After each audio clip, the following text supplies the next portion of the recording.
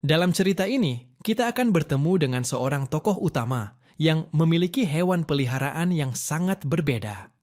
Hewan peliharaan itu adalah Godzilla. Namun, untuk memahami semuanya, bagaimana dia mendapatkan hewan peliharaan itu, kita harus kembali ke awal, yaitu di dalam sebuah ruang kelas. Di sana kita melihat kekacauan yang terjadi, sementara sebuah poster menyatakan bahwa pada suatu hari istimewa, sesuatu akan terjadi. Di antara para siswa yang sedang ribut di ruang kelas, salah satunya terbangun. Ia bertanya-tanya apakah dia benar-benar berhasil kembali ke masa lalu, tepat sebelum ujian masuk. Menyadari hal ini, ia bangun dengan sangat ketakutan. Sementara para siswa lainnya takut kepadanya karena ia tampak seperti orang yang tiba-tiba menjadi gila. Ia memegang kepalanya dan kemudian bertanya-tanya cerita horor macam apa ini.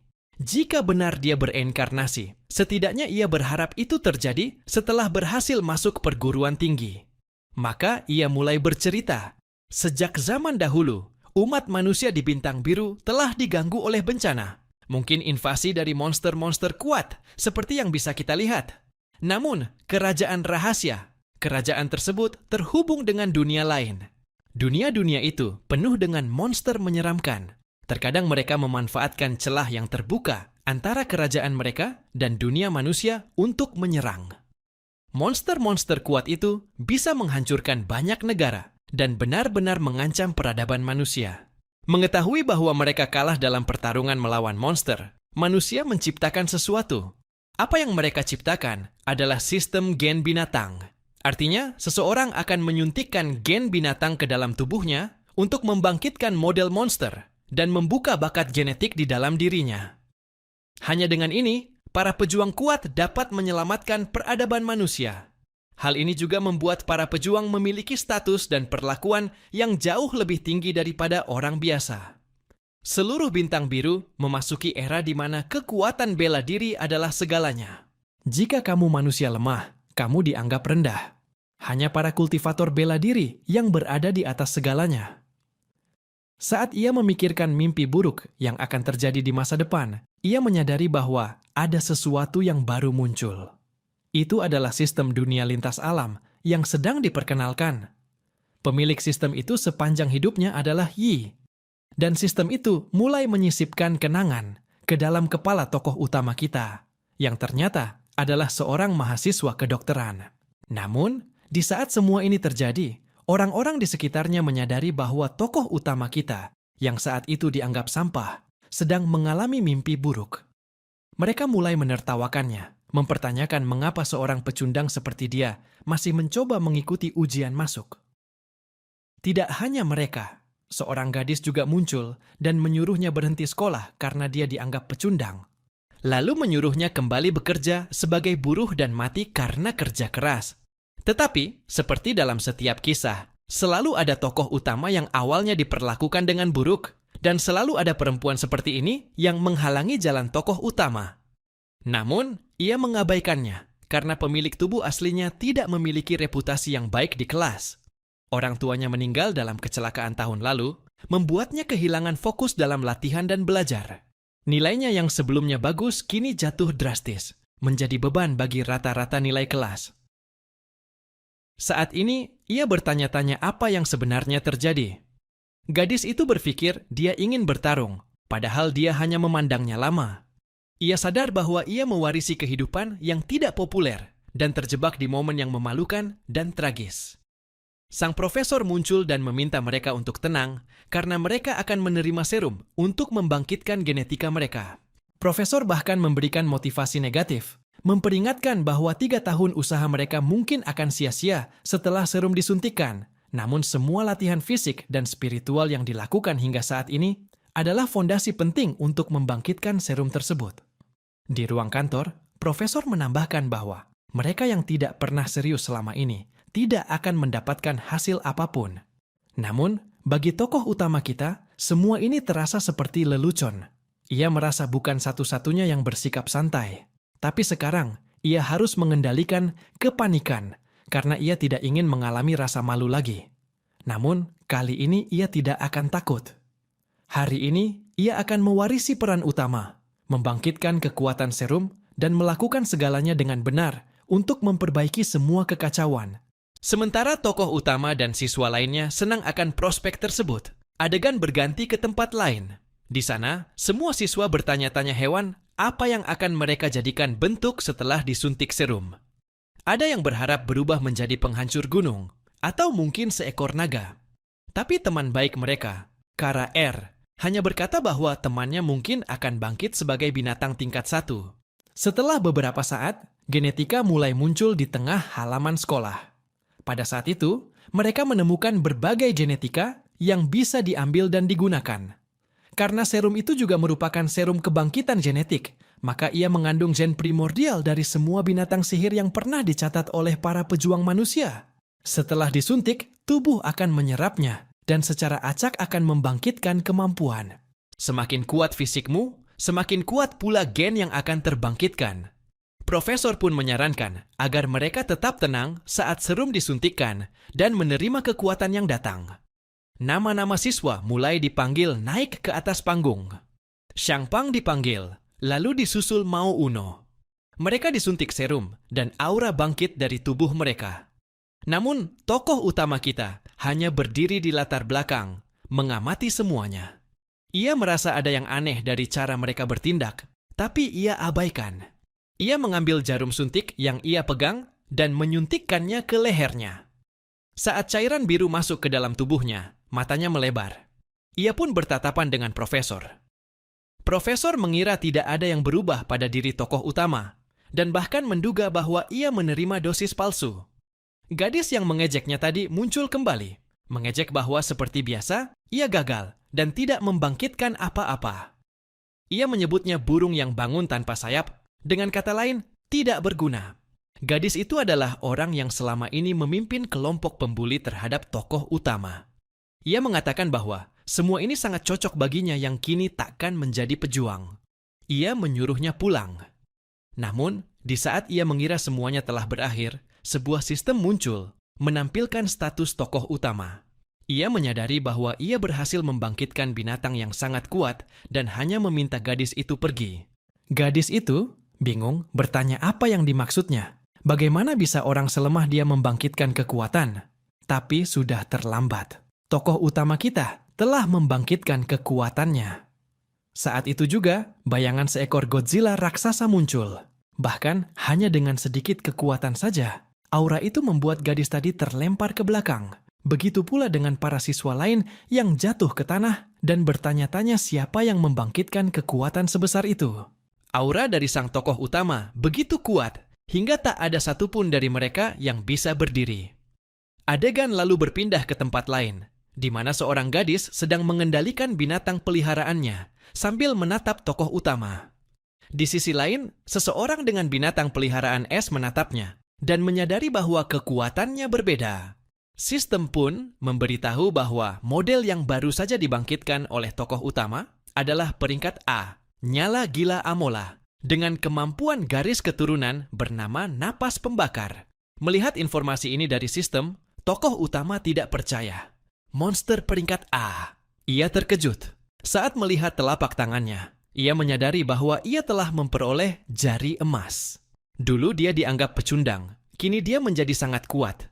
Ia bahkan menggunakan auranya untuk melemparkan teman-temannya ke belakang. Bahkan Yang pun dibuat pingsan dengan satu serangan dari binatang miliknya. Mereka tergeletak tak sadarkan diri. Semua bertanya-tanya model macam apa yang telah ia bangkitkan. Mereka pun akhirnya berlutut dan meminta maaf. Tokoh utama hanya berkata bahwa ia telah membuat kekacauan. Namun, ia juga sudah memberi peringatan agar tidak menatap langsung. Jadi, jika mereka tak mendengarkan, itu bukan salahnya. Kini, setelah membangkitkan gen mereka, mereka semua diundang ke sebuah ruangan. Di ruangan ini, mereka akan mengetahui jenis monster mereka, serta seberapa kuat monster yang telah mereka bangkitkan. Karena, untuk mengetahui kekuatan sejati, mereka akan menggunakan deteksi peningkatan gen. Tes ini bisa mengevaluasi gen binatang sihir, serta tingkat bela diri mereka. Sementara semua orang sedang membicarakan hal tersebut, seseorang berkomentar bahwa Shiozu benar-benar layak menyandang gelar sebagai siswa terbaik di kelas. Bukan hanya seorang murid tingkat 9 dalam bela diri, ia juga membangkitkan garis keturunan tertinggi dari naga es tingkat 3. Kali ini, juara kota Aneng pasti akan jatuh ke tangannya.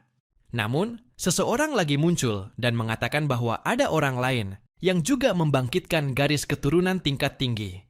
Ia menyebutkan bahwa seekor burung pipit dunia bawah tingkat 4 yang langka, yang hampir dianggap sebagai skor tertinggi di provinsi, telah muncul.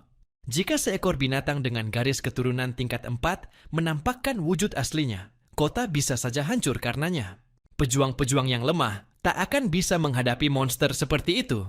Hanya seorang Grandmaster yang sanggup melawan monster seperti itu. Di sisi lain, tokoh utama kita menyadari bahwa model kebangkitan mereka berkisar antara tingkat 3 dan 4. Tapi ia bertanya-tanya mengapa model miliknya hanya berlabel A. Saat itu, gadis yang tadi berada di latar belakang memanggil Ri. Namun, ia merasa ini terlalu awal, sampai akhirnya ia melihat ke belakang dan menemukan banyak siswa lain menatapnya. Mereka semua mulai berpikir bahwa tokoh utama kita bisa jadi adalah revolusioner baru yang akan membawa perubahan besar. Namun, ia mengabaikan semuanya dan terus melangkah maju. Satu hal yang pasti, ia memahami bahwa dunia ini hanya berputar di sekitar kekuatan bela diri. Saat mereka melihatnya masuk, mereka menyadari bahwa tokoh utama kita akan menjadi murid terbesar di era ini. Auranya saja sudah cukup untuk membuatnya menjadi monster yang sangat kuat. Mereka pun memberinya jalan, memanggilnya nomor 1. Dia, yang penasaran ingin tahu siapa pemilik aura kuat tadi, akhirnya mengetahui nama tokoh utama kita, Rier. Ia merasa menantikan apa kekuatan yang akan dibangkitkannya. Kemudian, layar menampilkan beberapa informasi dasar kelas. Kelas 7, Ri, tahap murid bela diri, tingkat 3. Namun, garis keturunan binatangnya tidak diketahui. Melihat bahwa garis keturunannya tidak dikenali dan hanya berada di tingkat 3, semua orang mulai menertawakannya. Mungkin dia bahkan tidak punya binatang. Mereka merasa kecewa dan mengira bahwa semua yang terjadi sebelumnya hanyalah lelucon. Namun, Rier meninggalkan tempat itu.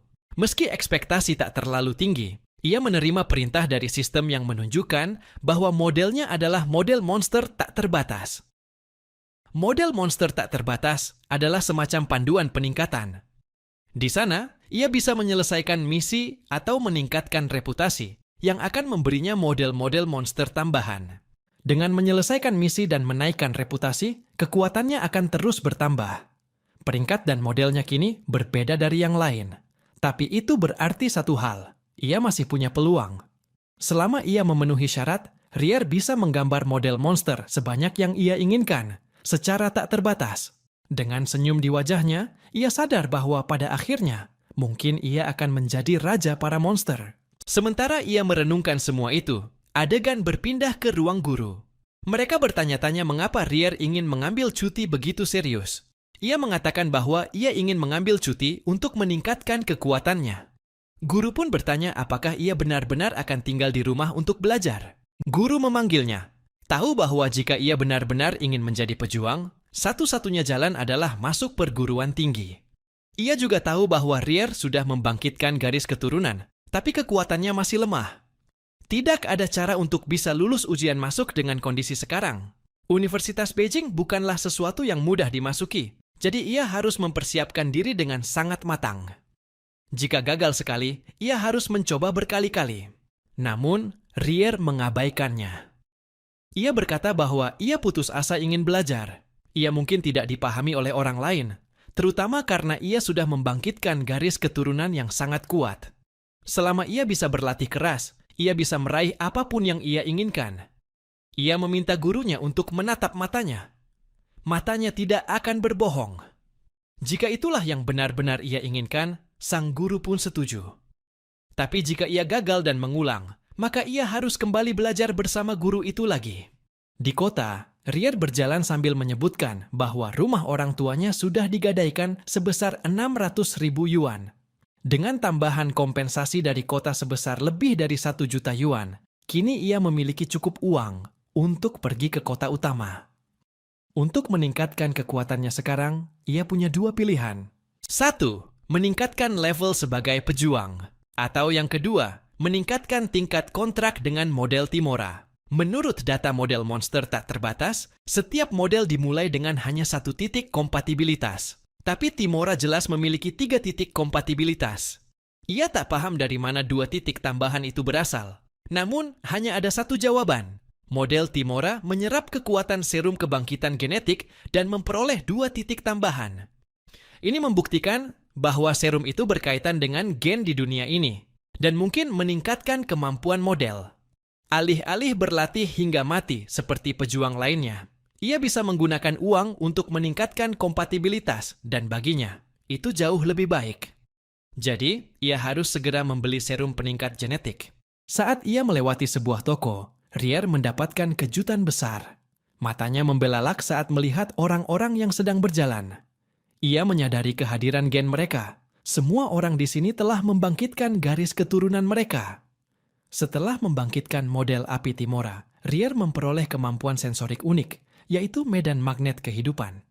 Karena Timora mampu mendeteksi tanda-tanda vital yang dipancarkan makhluk hidup melalui pelepasan medan magnet vitalnya, ia bisa merasakan ki dan darah para pejuang yang membakar seperti tungku dalam tubuh mereka. Bersamaan dengan raungan dari binatang-binatang keturunannya, para pejuang dan monster, ia tak lagi mampu menahan dorongan untuk bertarung dalam dirinya. Sayangnya, saat ini ia masih pemula. Untuk saat ini, ia harus menekan garis keturunan petarung Timoranya. Namun, ketika ia sudah cukup kuat nanti, ia akan menunjukkan pada dunia arti sesungguhnya dari Raja para Binatang. Tiba-tiba, seorang gadis muncul di belakangnya dan memanggilnya. Ia meminta Rier untuk tidak menatapnya terlalu lama tanpa menyamarkannya. Namun, ia mengabaikan semuanya. Ia datang ke sana hanya untuk membeli obat genetik. Tapi tempat itu sangat besar, dan ia malah tersesat.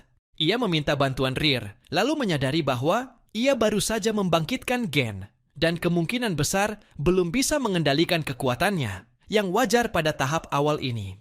Ia bertanya, apa yang dilakukan Rier di pusat pejuang itu? Ia menjelaskan bahwa ia ingin membeli obat genetik, dan ini membuat si gadis terkejut. Namun, obat semacam itu sangat mahal.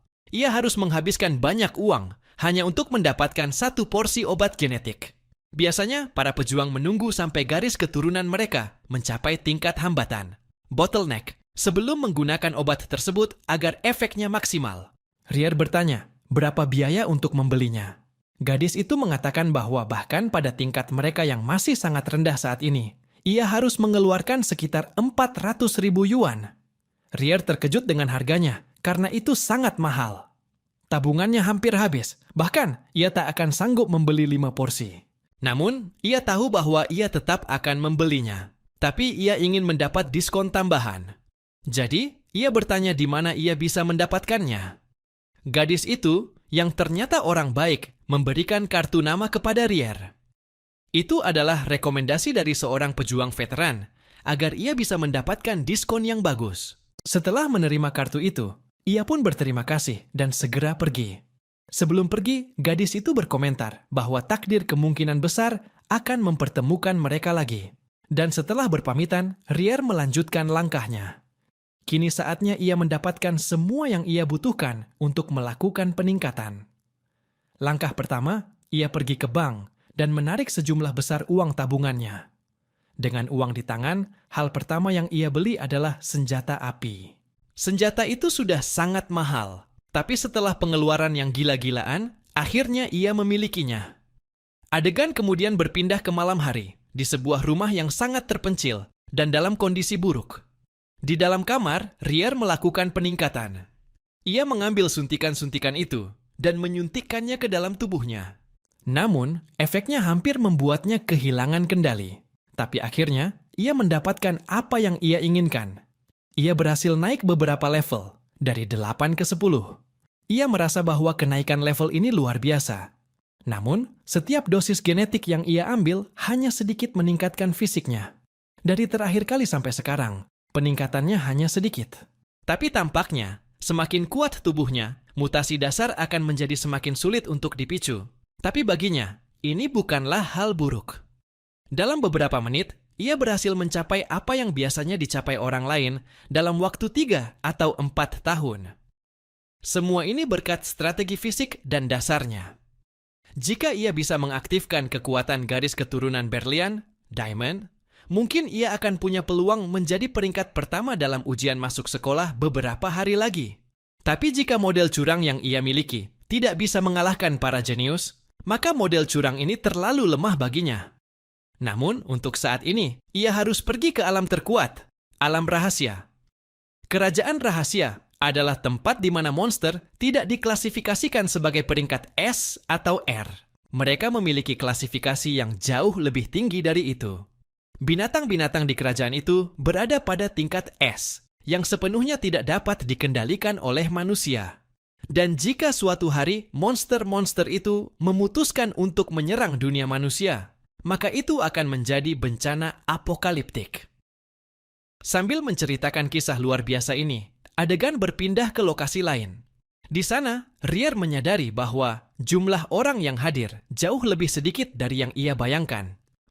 Mungkin karena alam rahasia ini baru saja dikembangkan. Bagaimanapun, ini adalah kerajaan kuno, dan kemungkinan besar semua harta berharga di sana sudah diambil. Hanya beberapa monster lemah yang tersisa diperuntukkan bagi para pejuang pemula untuk berlatih. Menyadari hal ini, ia mendekati seorang pria di sana dan membeli tiket masuk ke alam rahasia. Ia hanya diminta menandatangani formulir agar pihak pengelola tidak bertanggung jawab jika ia mati di dalam. Ia pun menandatanganinya dan setelah itu melangkah maju. Ia berdiri di depan sebuah portal biru raksasa. Rear tersenyum karena disinilah langkah pertamanya menuju takhta Raja para binatang dimulai. Ia melompat dan berkata, "Aku datang." Lalu ia memasuki portal itu. Begitu ia masuk ke dalam portal, adegan berganti ke dimensi lain. Di dimensi ini, ia mendarat dengan selamat. Ia bisa melihat berbagai bintang. Bintang Chonga, bintang Anyway, dan bintang Tai-In. Ia terpesona karena penampakan yang dilihatnya sangat berbeda dari yang ia baca di buku. Ini sungguh luar biasa baginya. Ia bahkan bisa melihat bintang-bintang itu dengan jelas. Namun, saat ia berjalan dengan riang, ia ternyata diikuti oleh seekor kelinci mutan. Saat kelinci itu mendekat, sistem muncul dan menunjukkan informasi bahwa makhluk itu adalah binatang tingkat 1 dari echelon pertama, kelinci taring tajam, Blade Fang Rabbit. Kelinci itu tidak menyia-nyiakan kesempatan. Ia menyerang Rear dengan cepat menggunakan tombak taringnya. Namun sayangnya bagi kelinci itu, Rear sudah waspada. Ia dengan cepat berbalik badan. Bahkan sempat mengejek kelinci itu karena berpikir bisa menyerangnya dari belakang. Kemampuan medan magnet dari model Timora menyelamatkan nyawanya. Setelah berhasil menangkap kelinci itu, Rear menghancurkannya hanya dengan gerakan tangan sederhana. Dari situ, ia mendapatkan inti sihir kelinci tersebut. Inti itu berwarna putih dan berkualitas sedang, mungkin bernilai beberapa ribu yuan.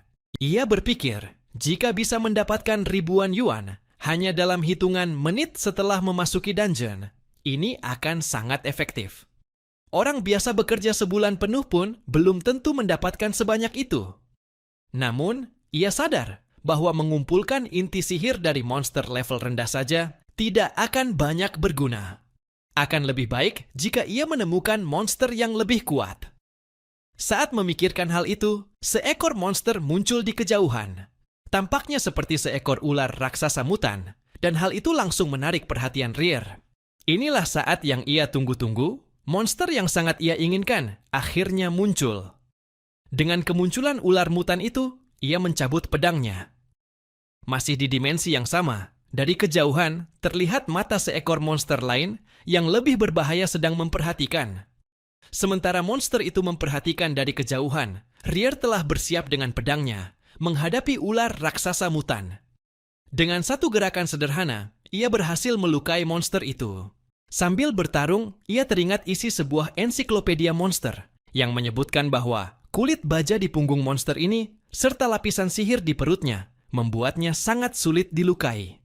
Monster ini disebut serangga iblis mayat, Corpse Demon Insect. Untuk mengalahkan monster semacam ini, ia harus menggunakan teknik bela diri tingkat tinggi. Ia mulai melakukan gerakan-gerakan bela diri, dan sebuah kekuatan berbentuk energi muncul di tangannya, menyerupai serangan Kamehameha. Ia melemparkannya ke arah monster yang terhempas ke belakang. Namun, ia terlalu cepat mengira pertarungan sudah selesai.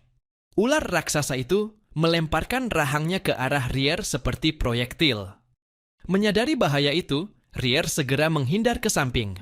Meski berhasil menghindar, bajunya tetap terkoyak oleh serangan itu, membuatnya marah. Namun, dengan tingkat bela diri saat ini, ia tidak mampu melawan monster itu secara langsung dan adil. Ia terlalu lemah untuk mengeluarkan bahkan 50% dari kekuatan sejatinya. Tubuh yang ia warisi dari reinkarnasi ini dulunya adalah tubuh yang gagal sepenuhnya. Maka, satu-satunya cara adalah menggunakan curang. Ia pun mengaktifkan trik gilanya. Ia mengaktifkan Iblis Mengamuk, Furious Demon. Matanya mengeluarkan aura, dan hanya dengan itu, ia memanggil kekuatan Godzilla. Tangannya berubah menjadi cakar Godzilla. Aura biru muncul dari telapak tangannya. Ia tahu ini akan cukup. Ular itu membuka mulutnya, mencoba menelan sang protagonis. Namun siapa cepat dia dapat? Rier lebih cepat. Ia melompat ke arah mulut monster, dan dengan gerakan tunggal, ia menghancurkan monster itu dari dalam keluar. Ia keluar dari tubuh monster itu dengan selamat. Ia berhasil menghancurkan monster level 2 hanya dalam satu serangan. Fisiknya kini meningkat ke tingkat 21. Namun, pedang pendek yang ia beli terkena korosi akibat racun dari serangga iblis mayat itu. Setelah menonaktifkan transformasinya, tubuhnya masih memancarkan panas. Ia merasa seperti turbin hidup. Di tanah, ia melihat senjata yang ia beli seharga 250.000 yuan. Tidak berguna sama sekali melawan monster level 2. Ia menyadari bahwa kualitas senjata itu buruk. Setelah bertarung, ia merasa lapar. Dan lebih buruk lagi, ia tidak membawa bekal apapun. Namun, ia mencium aroma manis dari kejauhan. Ia menemukannya, sebuah inti sihir berwarna hijau dari serangga iblis hijau. Inti itu memancarkan aroma menggoda. Tapi siapa peduli? Ia mengambil kristal itu dan menelannya. Setelah masuk ke dalam tubuhnya, kristal itu berubah menjadi beberapa titik dan meningkatkan kompatibilitasnya dari 7% menjadi 7,3%. Kenaikan kecil itu membuatnya sangat senang. Sebelumnya, ia harus menghabiskan ratusan ribu yuan hanya untuk menaikkan 1% kompatibilitas. Tapi inti sihir hijau ini langsung menaikkan 0,3%. Menyadari ini, ia sadar bahwa ia telah membuang banyak uang untuk membeli serum-serum sebelumnya. Ia bahkan menangis karena menyesal. Namun, ia harus mengubah penyesalan ini menjadi kepuasan. Ia bersumpah akan terus berburu hingga ia merasa puas. Untuk mewujudkan niatnya itu, ia mengaktifkan medan kehidupan, kemampuan yang dapat mendeteksi apakah ada monster di sekitarnya. Setelah beberapa jam berburu, kompatibilitasnya meningkat menjadi 9%, dan fisiknya secara keseluruhan naik ke 15,8. Setelah mencapai 9% kompatibilitas, ia sangat senang, terutama karena ia telah mengonsumsi begitu banyak inti sihir putih. Namun pada titik ini, inti sihir putih tidak lagi memberikan peningkatan kompatibilitas baginya. Menyadari bahwa kompatibilitasnya tidak akan meningkat lagi, ia memutuskan untuk menjual inti-inti sihir yang telah dikumpulkannya. Saat ini, ia memiliki total 20 inti sihir putih dan 1 inti sihir hijau. Ia pun menuju stan penjual dan menyerahkan semua itu, yang membuat gadis penjaga stan sangat terkejut. Ia tak percaya bahwa seorang siswa biasa bisa mengumpulkan begitu banyak inti sihir. Menurut peraturan beberapa pemerintahan, para seniman bela diri harus menyerahkan 1/10 dari hasil rampasan mereka. Untuk 1 inti sihir hijau, ia harus menyerahkan 5 inti putih. Dengan melakukannya, ia mungkin akan menerima sekitar 200.000 kredit dari kerajaan Xiaoman. Setelah itu, ia pun pergi. Kini, tinggal 9 hari tersisa hingga ujian masuk perguruan tinggi dimulai. Sementara itu, di portal biru yang bercahaya, kita menemukan sekelompok orang, salah satunya bernama Kapten Leon. Ia berkata bahwa mereka seharusnya bisa menyelesaikan misi bunga giok berdarah, Jade Flower. Selama eksplorasi, mereka berhasil menemukan dan melacak keberadaan jenderal dari bunga giok berdarah. Namun, Shen tua terluka karena diserang monster, sehingga ia tidak bisa ikut masuk ke alam rahasia kali ini. Namun, untuk bisa memasuki dungeon peringkat D, tim mereka harus terdiri dari 5 orang. Kapten mengatakan bahwa ia sudah menghubungi agen bela diri dan meminta mereka memperkenalkan 1 siswa tambahan. Ia menunjuk ke belakang, memperkenalkan seorang seniman bela diri tingkat 2 bernama Leon. Melihat orang itu, berarti kini tim mereka berjumlah 5. Meski Leon masih siswa dan belum memenuhi syarat untuk masuk ke alam rahasia kelas D, ia menggunakan agen ilegal untuk membuat identitas palsu demi bisa bergabung dengan tim. Untuk bergabung, ia harus membayar 100.000 kredit, yang ia anggap sangat tidak masuk akal. Namun, saat mereka mendengar nama protagonis kita, mereka merasa namanya aneh. Ia mengatakan bahwa jika ia menggunakan nama asli, itu bisa melanggar hak cipta. Awalnya ia khawatir tentang nama itu, tapi ia meminta mereka melupakannya. Dengan kekuatan tingkat 9 sebagai murid bela diri, seharusnya ia tidak memenuhi syarat untuk masuk ke alam rahasia kelas D. Namun, tim hanya mengizinkannya ikut untuk belajar dan mengamati. Memahami hal itu, mereka pun mundur sejenak, lalu masuk ke dalam portal. Tujuan mereka adalah menemukan bunga giok berdarah, karena menurut pelacak, bunga itu berada di sebuah oasis tak jauh dari sana. Mereka pun masuk ke dimensi tersebut menggunakan kendaraan.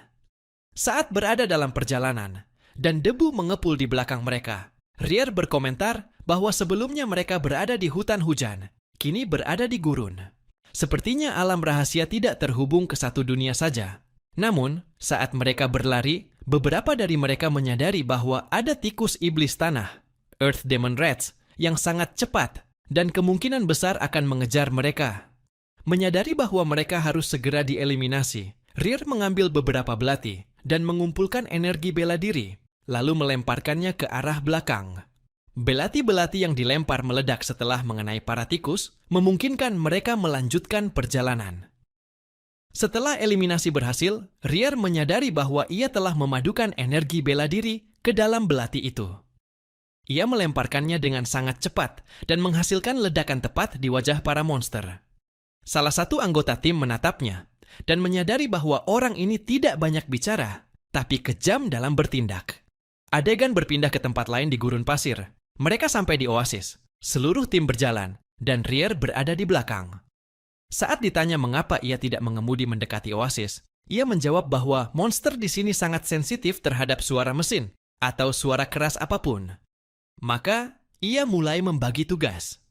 Xiaozhan akan melemparkan granat kejut untuk menarik perhatian monster.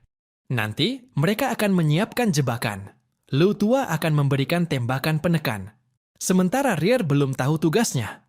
Mereka pun memintanya untuk menjaga garis depan. Ia setuju.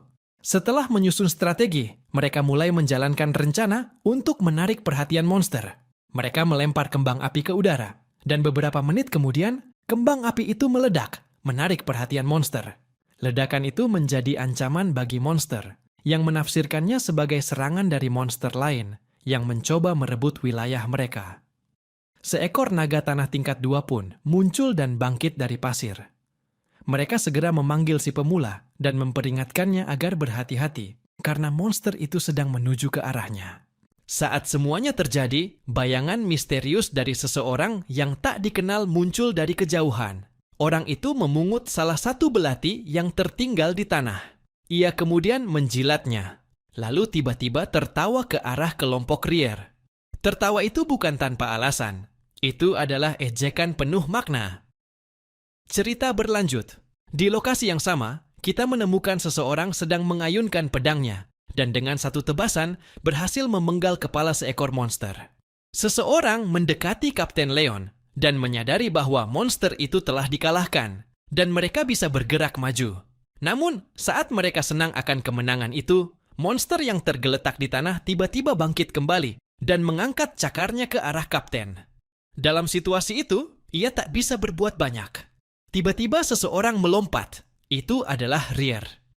Ia melompat tinggi ke udara. Di udara, ia bersiap melancarkan pukulan. Dan setelah siap, ia mengayunkan pukulan itu ke arah monster yang baru saja bangkit. Pukulan itu menghantam dengan telak. Semua orang terkejut menyaksikan kekuatan luar biasa sang Rier. Mereka bahkan mulai bertanya-tanya, mungkinkah ini pemula terkuat? Meskipun ia baru berada di tingkat 2 kekuatan tempur, pukulannya mampu mengalahkan monster tingkat 2 dalam sekejap.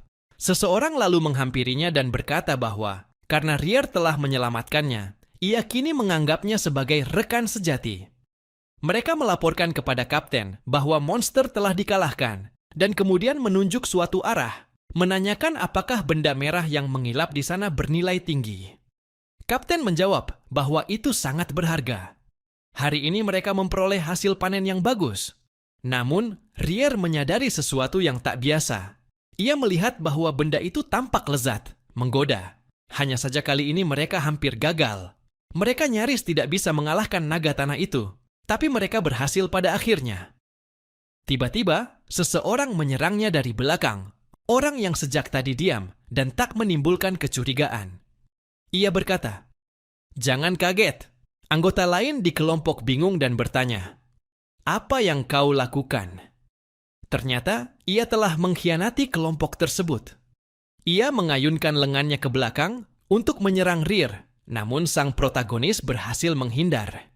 Dalam kepanikan, Rier menyimpulkan bahwa saat ia melempar belati untuk menghentikan tikus-tikus iblis sebelumnya, kemungkinan besar si pengkhianat telah meninggalkan jejak dan memberitahu musuh tentang lokasi mereka. Ia tersenyum dan berkata bahwa dirinya cukup cerdik. Namun, ia harus segera kembali ke sekolah karena ujian masuk akan dimulai. Kuliah akan segera dimulai. Jika ia ingin masa depan cerah, lebih baik segera kembali. Rier hanya menggerakkan lehernya dan berkata, "Ujian itu memang sudah dekat. Tapi aku juga harus mendapatkan peringkat tertinggi dan skor tertinggi." Perkataannya membuat orang itu merasa ia terlalu sombong. Si pengkhianat melemparkan belati ke arahnya, tapi dengan satu gerakan tangan, Rier menangkapnya. Kini jelas bahwa yang sombong bukanlah Rier, melainkan si pengkhianat itu. Rier bersumpah akan membuatnya membayar harga atas segala kebisingan dan gangguannya. Ia mengumpulkan aura bela diri di tangannya. Namun, tiba-tiba muncul seorang tokoh tak dikenal yang berkata bahwa bocah ini, Rier, cukup menarik. Lalu ia memerintahkan seseorang bernama Yes untuk mengurusnya sekarang. Perintah itu langsung dilaksanakan. Ia mengambil belatinya dan melemparkannya ke arah Rier. Rier tahu bahwa belati itu bisa meledak, jadi ia menggunakan kekuatan raungan Godzilla untuk membuat belati-belati itu terpental ke belakang. Melihat itu tidak berhasil, Yes menggunakan serangan lain. Ia menghilang dari pandangan dan muncul di belakang Rier. Tampaknya Rier tidak punya waktu untuk menghindar. Tapi ternyata, ia justru menganggap ini sebagai kesempatan sempurna untuk menguji kemampuan barunya. Ia menyentuh wajahnya dengan jari, lalu mengangkat jarinya ke udara. Petir menyambar dari langit dan mengenai Yai langsung, menjatuhkannya ke tanah. Semua orang terkejut menyaksikan bahwa Rier berhasil mengalahkan Es hanya dengan satu gerakan. Bahkan musuh lainnya terkejut karena ia menggunakan teknik genetik. Mereka mulai bertanya-tanya, dari keluarga besar manakah anak ini berasal? Rier menjawab bahwa ia berasal dari klan Deora. Tapi jika lawannya memohon belas kasihan sekarang, ia mungkin akan dibiarkan pergi. Namun, itu justru membuat musuhnya semakin marah. Musuh itu mulai memancarkan aura ungu. Ia mulai berubah menjadi seekor beruang. Setelah transformasi selesai, ia menyerang Rier. Rier tahu bahwa beruang punya titik lemah, tapi ia tidak mau langsung mengeksploitasinya. Ia menggunakan kemampuannya lagi dan menyerang kaki lawan. Serangan itu mengenai sasaran, membuat lawan menjerit kesakitan. Namun, lawannya sudah terlalu dekat. Ia bersiap menyerang dengan kedua tangan dan menggunakan kemampuan udara bela diri tingkat 2. Pertarungan pun pecah. Aura besar dilepaskan ke belakang akibat benturan kekuatan. Rier tiba-tiba muncul di belakang lawannya. Ia berkata bahwa semuanya sudah selesai. Kini ia akan membalas dengan kekuatan yang lebih besar. Kini, lawan yang tergeletak di tanah berteriak bahwa seniman bela diri seperti Rier tidak boleh dibiarkan lolos tanpa hukuman. Ia bersiap untuk memberikan hukuman dengan aura biru yang berkobar di tinjunya. Namun, Rier tidak bergeming sama sekali. Ia sudah siap untuk memberikan hukuman balasan. Keesokan harinya, acara utama dimulai. Rier dan para siswa lainnya berkumpul untuk mengikuti ujian masuk. Seorang pengumum memberi sambutan kepada para peserta dan mengucapkan semoga sukses, karena ujian akan berlangsung selama 3 hari. 2 hari pertama diisi dengan ujian tertulis, dan pada hari ketiga, para siswa akan bertarung dalam 3 pertandingan penyisihan. Mereka yang berhasil lolos akan terus bertanding, hingga didapatkan satu pemenang utama. Pemenang dari turnamen ini akan dipilih untuk mewakili generasi baru pejuang masa depan yang akan membawa harapan bagi umat manusia. Pengumum pun secara resmi membuka turnamen ini. Begitu dimulai, berbagai arena mulai sibuk dengan pertarungan. Di arena 1, seorang murid tengah bertarung sengit. Di arena 2 dan 6, pertarungan lain juga sedang berlangsung. Namun, di arena 6, salah satu peserta, yaitu lawan dari seorang murid bernama Wei, belum juga muncul. Menurut aturan, jika Wei tidak datang setelah pertandingan dimulai, ia akan dianggap gugur. Sang gadis yang menjadi lawannya, yang sebelumnya pernah dipermalukan di konferensi genetika, mengira Wei melarikan diri karena takut. Ia merasa ini adalah kesempatan terbaiknya untuk membalas dendam bersama anjing api kecilnya. Ia mengira Wei pengecut dan bersembunyi darinya. Para penonton pun berbisik-bisik, menyebutkan bahwa Wei terlalu pengecut untuk melawan lawannya, dan mungkin memang memilih mundur dari pertandingan. Namun, sebelum keputusan resmi diambil, mereka melihat ke langit, sesuatu mendekat. Aura besar terasa memenuhi udara.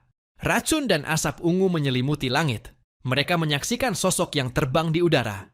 Sesuatu yang tidak mungkin dilakukan oleh sembarang orang. Sosok itu mendarat tepat di depan lawannya. Itulah Rier, Wei, sang gadis yang awalnya percaya diri, kini tampak ketakutan. Sebelum ia bisa bereaksi lebih lanjut, sebuah kaki mengarah padanya dan menghantam wajahnya dengan keras, membuatnya terlempar ke belakang. Para penonton terkejut dan bersorak karena hanya dengan satu serangan, Rier langsung mengalahkan lawannya.